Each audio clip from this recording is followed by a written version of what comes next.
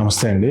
ఈ మధ్య కొంచెం తరచుగా వైరల్ న్యూమోనియాస్ కొంచెం ఎక్కువగా కనపడుతున్నాయి. Majority of the people hospital కి ఎమర్జెన్సీకి ల్యాండ్ అయిపోయి ఏఆర్డిఎస్ పిక్చర్ తోనో లేకపోతే మల్టీ ఆర్గాన్ ఫెయిల్యూర్ లో చాలా మంది ప్రెసెంట్ అవుతూ ఉన్నారు. అంటే మోస్ట్ కామన్ గా కిడ్నీను గుండె ఇన్వాల్వ్ అవుతున్నాయి వీళ్ళల్లో. దీనివల్ల ఏమవుతుందంటే బీపీ కొంచెం సరిగా మెయింటైన్ అవ్వకపోవటము, యూరిన్ అవుట్పుట్ తగ్గడం, ఇట్లాంటి ప్రెజెంటేషన్స్ ఎక్కువగా ఉంటున్నాయి. వీళ్ళకి మెయిన్ మనం రిస్క్ అసెస్మెంట్ చూసుకోవాలి. సెప్సిస్ ఉంది, వాళ్ళ బీపీ ఎంత ఉంది, సపోర్ట్స్ కావాల్సి వస్తుందా ఏంటి అని. మల్టీ ఆర్గాన్ ఫెయిల్యూర్ అయితే ఏమేమి ఆర్గాన్స్ ఇన్వాల్వ్ అయినాయి, ఏఆర్డిఎస్ ఉంటే ఎంత పర్సెంటేజ్ ఆఫ్ లంగ్ ఇన్వాల్వ్ అయింది అనేది చూసుకుని దాన్ని బట్టి వీళ్ళకి వెంటిలేటర్ ట్రీట్మెంట్ కావచ్చు, ఇట్లాంటివన్నీ ఐసీయూలో పెట్టి చేసుకోవాల్సి వస్తుంది. మనం తీసుకోవాల్సిన జాగ్రత్తలు ఏంటంటే కొంచెం ఒక 4 రోజులు 5 రోజులు దగ్గు ఎక్కువగా అవటము, ఆయాసం కొత్తగా రావటము, కొంచెం హై గ్రేడ్ ఫీవర్స్ లాగా రావటం లాంటివి జరుగుతూ ఉంటే కనుక ఒకసారి చెకప్ చేయించుకోవటం మంచిది. అందులో కొంచెం హై రిస్క్ గ్రూప్ వాళ్ళకి కాంప్లికేట్ అయ్యేదానికి ఛాన్సెస్ ఉంటాయి. ఇంకోటి ఏంటంటే తరచుగా వీళ్ళలో సెకండరీ ఇన్ఫెక్షన్స్, బ్యాక్టీరియల్ ఇన్ఫెక్షన్స్ తో కూడా ఎక్కువ మంది ప్రెసెంట్ అవుతూ ఉన్నారు. వాళ్ళు కూడా మళ్ళీ యాంటీబయాటిక్స్ అది కూడా ఐసీయూలో ఉంచి హై గ్రేడ్ యాంటీబయాటిక్స్ ఇట్లాంటి ఇస్తే గానీ కంట్రోల్ అవ్వట్లేదు. కల్చర్స్ లో కూడా రెగ్యులర్ గా మనం చేసే